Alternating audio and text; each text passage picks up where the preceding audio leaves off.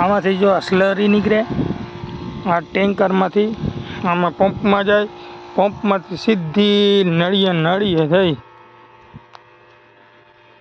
આપણે પુગાડી દીધી બધા તલની અંદર પિયત આપી દીધું. આનું રિઝલ્ટ સારામાં સારું મને તો મળે છે.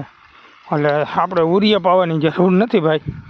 આપણે તો આમાં બધા ગૌમૂત્ર ને ખાટી છાશ ને એવા અનેક પ્રકારના ખડ ને એવું બધું નાખી અને આનું રિઝલ્ટ મળે છે. એટલે સરસ મજાનું આ કન્ટિન્યુ આવી રીતે ચાલુ રહે.